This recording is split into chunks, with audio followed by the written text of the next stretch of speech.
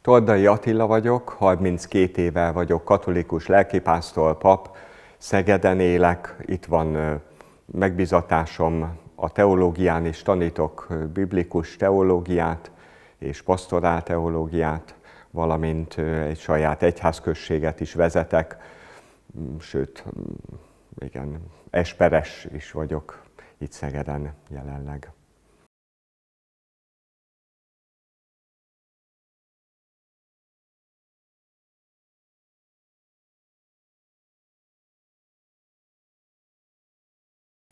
Az egyház, ahol én otthon vagyok, vagyis amelyben felnőttem és otthonos vagyok, alapvetően Jézus követőinek közössége.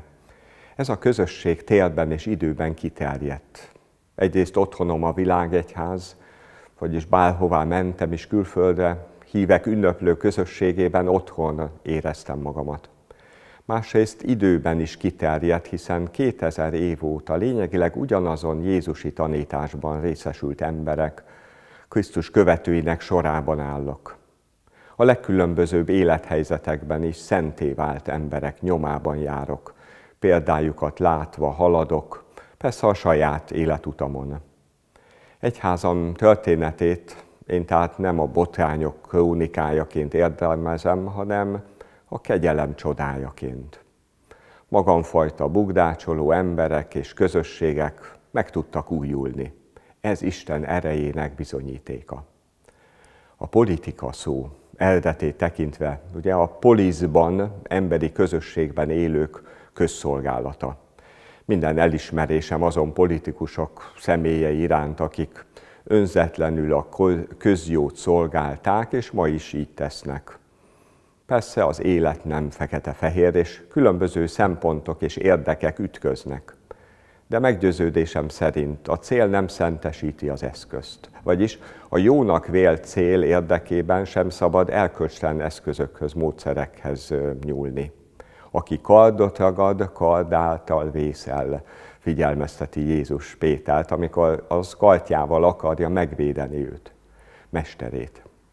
Máskor pedig szintén Jézus figyelmezteti az egymással versengő tanítványait, hogy aki nagyobb akar lenni másoknál, legyen mások szolgálatára. Azt mondják, hogy a politikánál csak az egyházpolitika rosszabb. Egy keserű megállapítás abból a tapasztalatból ered, hogy a két intézményes valóság átlépi saját hatáskörét, hogy a másikat maga alá gyűrje. Mindig a tömegek befolyásolása a tét. Tudnivaló, hogy az intézményes egyház sui generis valóság, az állammal azonos jogú társaság. Alapvető céljának azt tekinti, hogy tagjait az üdvössége vezesse, de ennek eszközeit nem az államtól várja és kapja.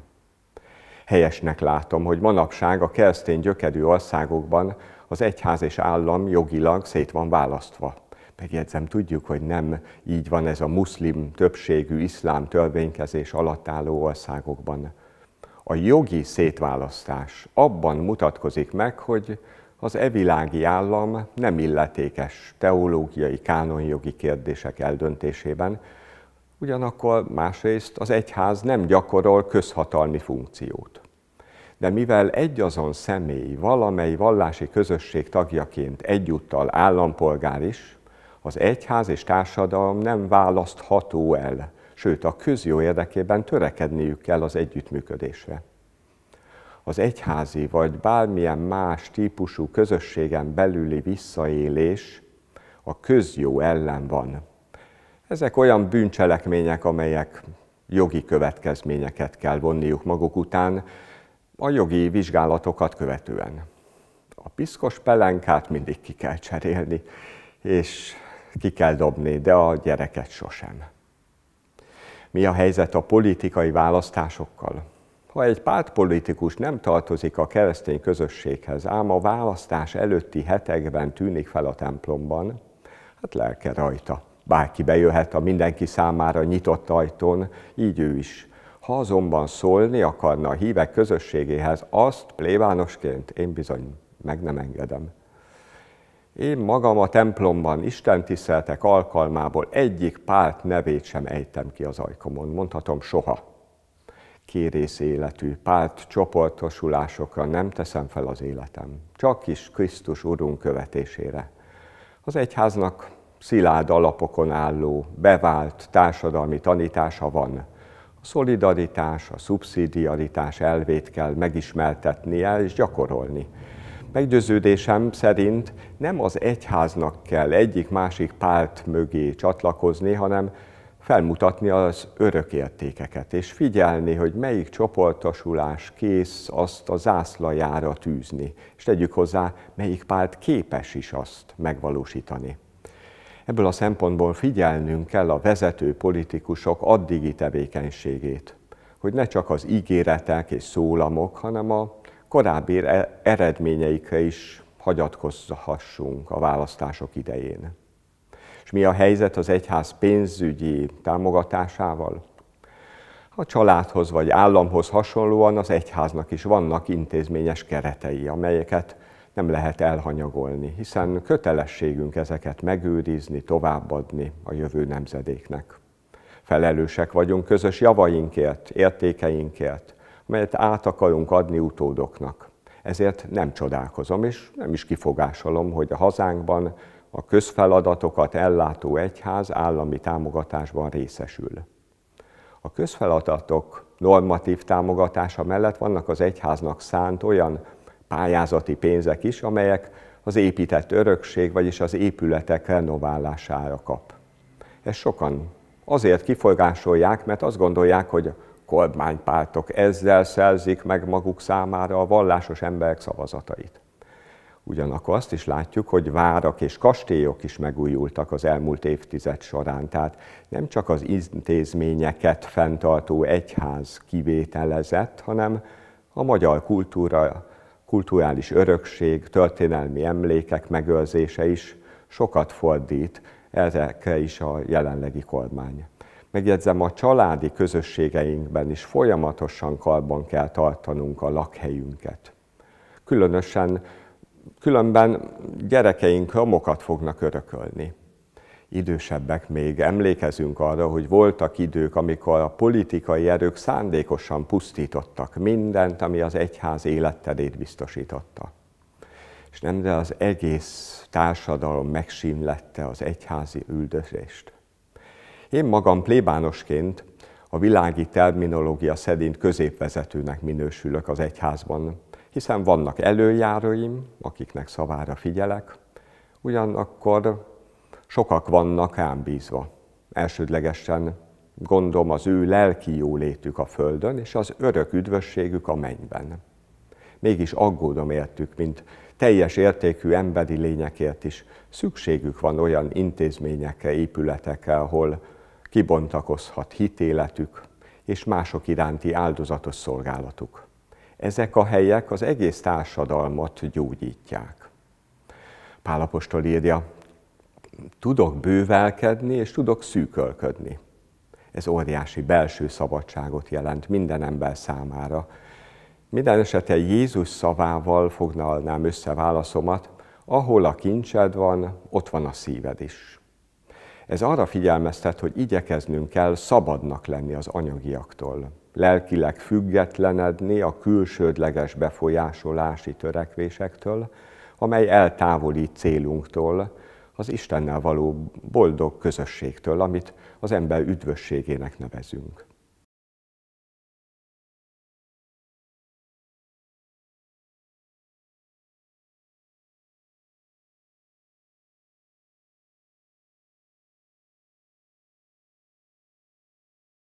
...1987-ben történt, amikor Franciaországban jártam, találkoztam Tatjana Goriszcsevával, filozófusnővel.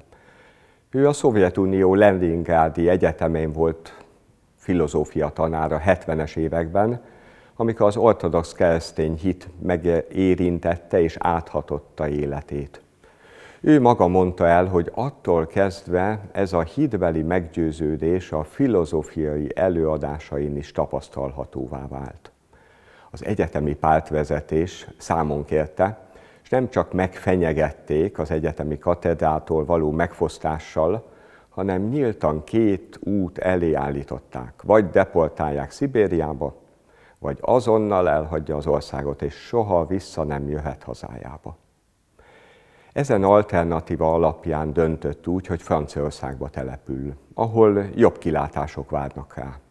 Ott írta meg könyvét, amit kezembe is adott, és olvasni kezdtem, Parler de Dieu est dangereux, ami azt jelenti, hogy Istenről beszélni veszélyes, és magyarul is megjelent aztán a rendszerváltás után. Ami meglepő, hogy könyvében nem a szovjet ateista propaganda miatt veszélyről beszél, hanem amit nyugaton a 80-as években tapasztalt. Ez a keresztény hit mélységét átélő gondolkodó arra döbbent rá, hogy itt nem nyíltan üldözik az egyházat egyfajta diktatórikus államhatalomban, hanem jóléti felszínesség miatt maga vált az egyház súlytalanná, hiteltelenné. Ezért veszélyes Istenről beszélni. Elgondolkodom hát, hogy miként tudok manapság hiteles életet élni, és azt tanítani.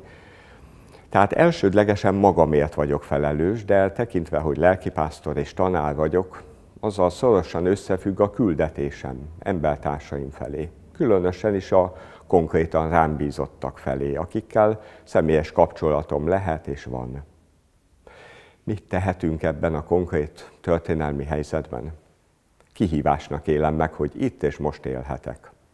Kereshetem Isten szerető és gondoskodó akaratát, hogy ebbe illesszem az életemet, vagyis hogy amit tudok, azt szeretettel tegyem másokért.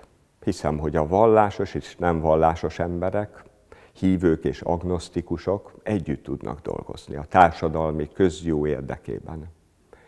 Hiszek az értékek összekapcsolódásának és a különböző emberek összetartásának, összehozásának lehetőségében. Általánosságban azt mondanám, hogy az egyház feladata Isten akaratának fölfedezése és követése. Hogy a világ eseményeit minden jó akaratú emberrel együttműködve alakíthassuk. Gyakran felteszik nekem a kérdést, egyedül nem tudok eligazodni. Kire hallgassak? Erre saját példámmal így válaszolok. Nem a politikai vezetőkre hallgatok, hanem a szívem lelkiismeretére, személyes imáimban Istenre, mindenek teremtőjére és fenntartójára támaszkodom. Másrészt komolyan veszem egyházam konkrét utasításait. Ez egy kézenfekvő módja annak, hogy megfelelő választ adjak. Manapság, főleg a Covid után divatos kifejezés a reziliencia. De meggyőződésem szerint ellenálló képességet kell kiépíteni nem csak a fizikai károkozókkal, betegségekkel szemben, hanem a szélsőséges ideológiákkal szemben is. Ehhez kitartó és áldozatos hozzáállás szükséges. Máté evangéliuma megőrzi Jézus fölhívását, hogy sziklára és ne homokra építsük életünket, mert jön a szél, jön az eső, eljön az özönvíz, rázúdul a házra. A refrénszerű ismétlés arra utal, hogy szél és eső veszélye természetes. És ezért, ha jön, nem kapkodni, hanem jó előre készülni. Másik képpel élve készülni kell. Egy másik képpel élve nagy lombozatú fák is csak akkor tudnak túlélni egy vihart, ha mély és szétterülő gyökereik vannak.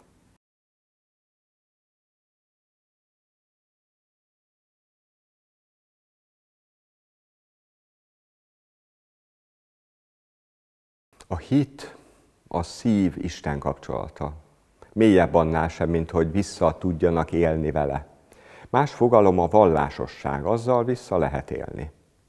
Az a képviselő, akit itt előbb említettem, aki a templomba megy a választás előtti héten szavazatot gyűjteni, ez lehet visszaélés, mert vallásosnak akar látszani, de másnaptól már nem is látjuk. Hogy az egyház tud-e visszaélni a vallásossággal, tud-e valamit a vallásosság mögé rejteni? Ez jó kérdés. Minden emberi közösségben mindig lesznek olyanok, akik visszaélnek a bizalommal, és torzítják az eredeti karizma, rájuk bízott küldetés valóságát. Szerintem az is visszaélés, amit úgy hívunk, hogy triumfalizmus, amikor magam felsőbbrendűnek tartom, mert vallásos vagyok. Jézus korában a vallásosságból meg lehetett élni. Ezt tették a farizeusok. Manapság ez egy nagyon távoli valóság, nem ez a legfőbb kísértése az egyháznak. Az egyház, amikor nem különíti el magát felsőbbrendűségének tudatában, akkor a társadalom szolgálatát végzi. Ezt tanultuk Krisztustól, hogy az igazi vezető az szolgálja a többieket. Nem szabad elkülönülnünk, benne kell maradnunk a társadalom szolgálatában, ahogy az Krisztus kéri tőlünk. Hogy mit adhatunk, mint egyház a társadalomnak. A keresztény teológia a már igen és a még nem közti feszültségről szokott szólni. Például a keresség által már szentek vagyunk, de életünk során szenté is kell válnunk. Ez az a feszültség, ami bennünk is megvan. Mint a só vagy a kovász, a maga apróságában jelen van a tésztában. Úgy hív minket, Krisztus követő hívőket, mesterünk, hogy legyünk az emberiség egész családjának létfontosságú és befolyásos kisebbsége, megőrizve az élet igazi ízét. A szinodalitás fogalma nagyon népszerűvé vált a katolikus egyházban. Ferenc pápa fölajánlja korunk egyetemes egyházának azt a közösség központú megkülönböztetést, amelyet már a szerzetesi életben évszázadok óta gyakoroltak. Tehát nem többségi szavazással, hanem a legkülönfélébb emberi tapasztalatok figyelmes meghallgatásával ismerjük fel az igazságot. És ragadjuk meg Isten szent lelkének sugallatait. Ennek a módszernek valóban az a célja, hogy megakadályozzon mindenfajta visszaélést a vallásosság nevében. Párbeszédet és megosztást kér tőlünk. Ez a módszer valóban hív arra, hogy a vallásosság nevében párbeszédet éljünk meg.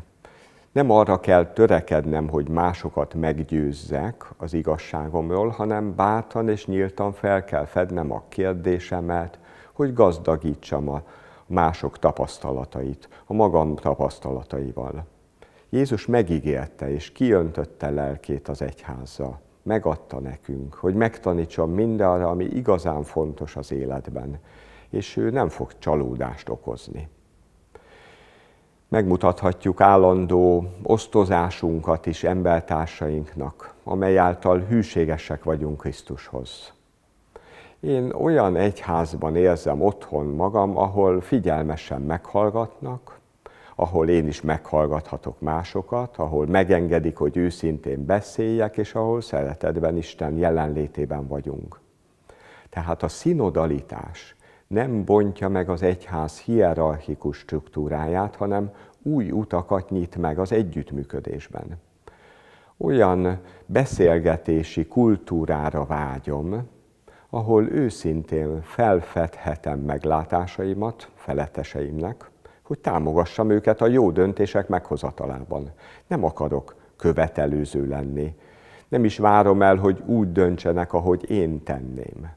De ha lenne helyem felfedni meglátásaimat, és nem kell félnem a valamiféle megtorlástól, akkor szabadnak érzem magam. Mivel részt vettem a lélek megkülönböztetésének ezen folyamatában. Hát most is köszönöm, hogy meghallgattak, köszönöm, hogy szabadon beszélhettem ezekről a döntő témákról, köszönöm, hogy figyelmeket szentelünk az egyház valódi küldetésének.